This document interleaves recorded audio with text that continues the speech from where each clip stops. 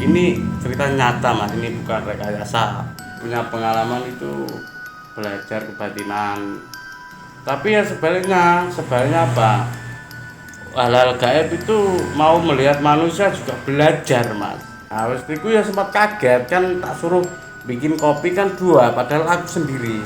Aku diserang itu hampir mau mati mas. Oke guys, selamat datang di Andri Octavian Channel. Dan di konten ngosan atau ngobrol santai kali ini aku lagi bareng Kang Dedi lagi nih dari channel Salter 22. Nah, jadi ngobrol santai kali ini Kang Dedi akan sharing ke kita, ke teman-teman juga, bahwa beberapa pengalaman-pengalaman hidup dari Kang Dedi ya selama dulu di Jawa Timur ya. Mungkin teman-teman yang udah nonton video ngobrol santai bareng Kang Dedi sebelumnya ya. Kang Dedi ini juga asli Jawa Timur ya Kang ya? Jawa Timur yang sekarang menetap di Wangon Banyumas ya Kang ya? Oke. Nah, jadi tonton terus videonya sampai dengan selesai bareng Andri Octavian Channel dan juga Salter 22.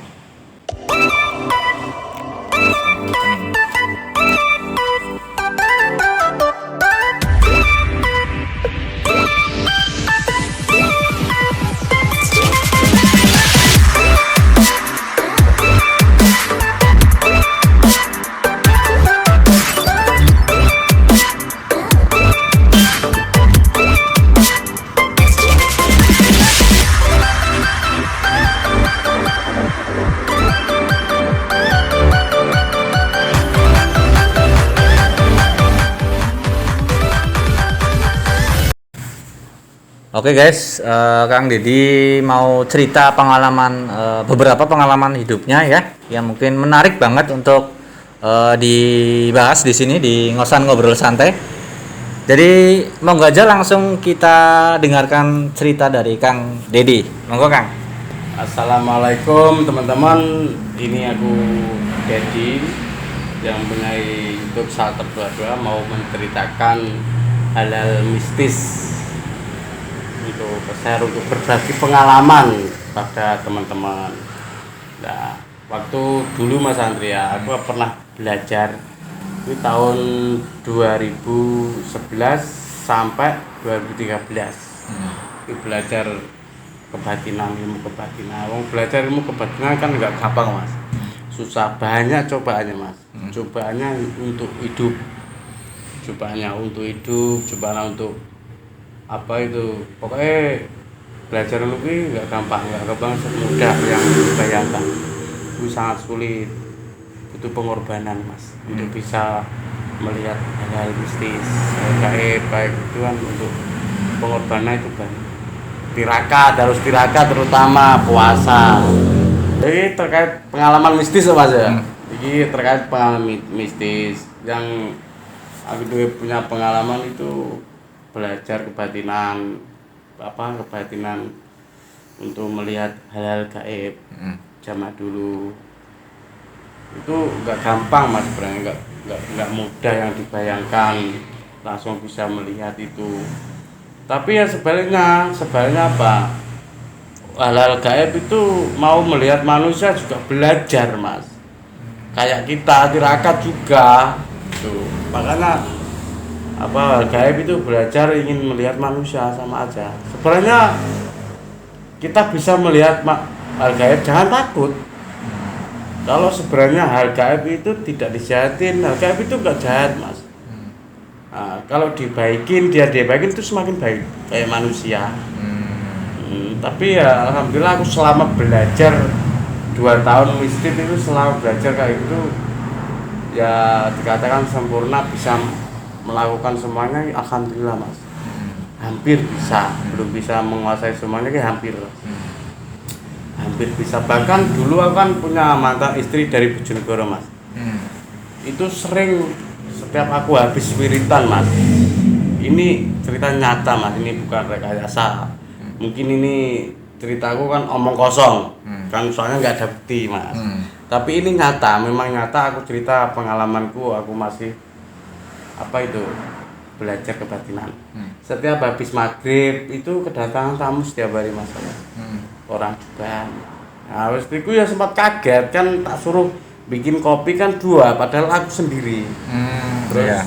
mantan istriku tak ceritain itu ada orang, ada tamu tapi sampean nggak bisa melihat, cuma aku ya bisa ngobrol ya tukar pengalaman lah, hal gaib gimana di dunia gaib, terus kita cerita di dunia manusia ya seperti ini. Tapi hal gaib menjawab ya sama aja, di dalam manusia ya sama aja, di dalam gaib juga sama sebenarnya. Ada orang kerja pengangguran juga bingung, di gaib sama aja, semuanya pekerjaan sama. Itu pengalaman pribadi saya loh mas.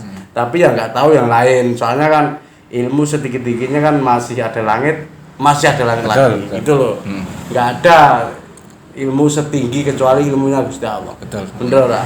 Betul. Nah, manusia kan wajib belajar dan belajar mas. Belajar untuk kebaikan, belajar apa untuk menolong orang kan diwajibkan seperti itu mas sebenarnya. Tapi aku di pengalaman mas, ini lucu, yo unik, yo cara ngono, yo serem lah cara ngono. Aku diajak teman nang Surabaya gimana? Diajak teman, itu kondisi keris mas, kondisi ngambil kerisnya itu dilihat dari mata batin mas, kerisnya itu tingginya pring, ngerti pohon pring mas ya? Iya. Nah itu sampai bawah sampai atas, ujung atas tuh gedenya Tinggi ya, besar tinggi ya. besar.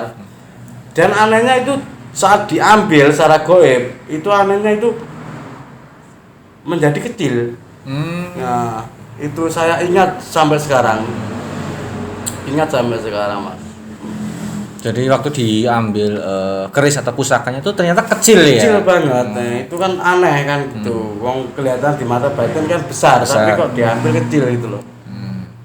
Nah, terus ada pengalaman unik atau seram lainnya enggak Kang Deddy selama dulu mengasah ilmu kebatinan gitu. Mungkin dulu sempat untuk dipakai bantu orang. Nah, orang-orang yang dibantu Kang Deddy ini biasanya kebanyakan mereka minta tolongnya dalam hal apa kan? Ya alhamdulillah kalau zaman dulu aku masih belajar ya sering ditolongin orang, sering menolong orang apa kena santet, misalkan kena santet kita ngambil. Tapi kalau aku mengembalikan ke dia aku nggak mau mas.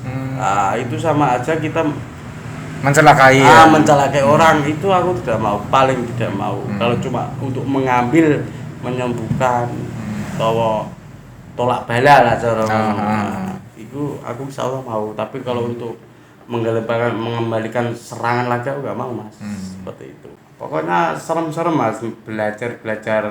Ya kalau Mas Andri mau belajar silahkan. Kalau mau belajar, pengen tahu sedalam-dalamnya hal kayak apa, mau belajar nggih monggo gitu. Nah, tapi ya gak segampang. Susah gitu ya, Susah. karena harus benar-benar fokus Silakan, di situ gitu ya. fokus. Duniawi ditinggal dulu. Nggak mikirkan duniawi lah ya. Lah, sedangkan kita punya keluarga. Ya sebenarnya bisa kita punya keluarga. Belajar kayak gitu bisa mas. Ya asalkan keluarga itu seorang istri itu bisa menerima apa adanya. Kita masih tirakat, harus ujung melok tirakat, ngono loh. Selama dulu pengalaman Kang Deddy belajar kebatinan, kan dulu juga sudah berkeluarga gitu ya. Keluarga. Sempat ada, karena kan Kang Deddy sering menolong orang gitu ya. Apalagi salah satunya kalau ada orang yang terkena santet ya atau guna-guna gitu ya. Nah, berarti kan ada banyak orang yang nggak suka gitu ya, dan nggak menutup kemungkinan juga banyak yang nggak suka juga sama Kang Deddy gitu ya mungkin ya. Ada pengalaman Kang Deddy nggak yang istilahnya juga diserang atau diteror waktu dulu belajar ilmu kebatinan? Kalau masalah serang-serangan ini banyak mas, bahkan atusan orang nyerang. Tapi ya alhamdulillah kita minta doa sehingga urip. Cara ono sing Gusti Allah minta doa, Gusti Allah njaluk berbalan awak ben serawung ora tembus. Dan akhirnya aku diserang, yang kena itu enggak aku mas. Yang kena itu mantan istriku. Nah, itu hampir mau mati mas, itu mantan istriku. Ini cerita mas ya, ini kan cuma menceritakan pengalaman hidup. Itu kena istriku, Lah aku tak obati dhewe saisaku Mas, semampuku. Lah akhirnya mata batinku buka Mas. Delok kuwi lah kok dibreki wong ki gedine ra karuan Mas. Ditumpaki ngene. Jadi gak iso apa-apa. Jadi kayak ditindih gitu ya. Cara ditindih. Jadi posisi istri nggak bisa gerak Gak ya. bisa wis aku wirid apa ayo akhirnya lama kelamaan Mas, hampir 24 jam juga bisa bapak.